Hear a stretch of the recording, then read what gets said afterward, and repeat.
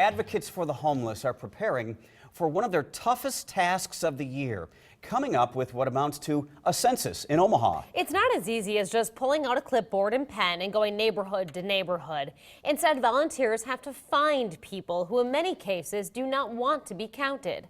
Reporter Kelly Bartnick is live to explain tonight. Kelly?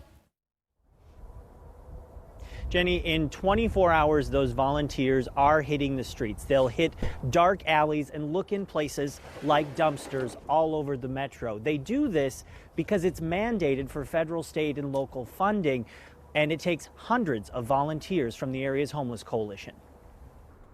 This is the time of year when nightfall brings new challenges to those with no homes.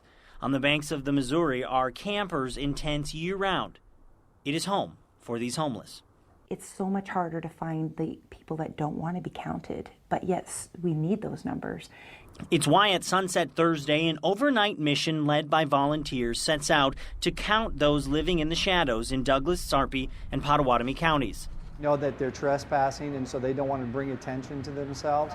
So a lot of times it's very difficult to know where the people are because they're not supposed to be there.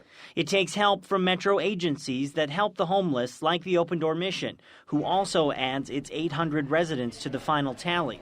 The whole goal is to know if work to end chronic homelessness is working. That you want to have accurate data, right? You want to be able to measure the numbers and you want to be able to end homelessness.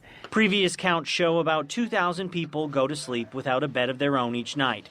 At the Open Door Mission, they say the numbers are going up and that the count might not be accurate because so many people hide just to stay warm this time of year.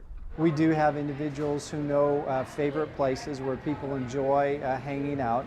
In the wintertime, those are more limited into abandoned buildings and different homes where people will congregate.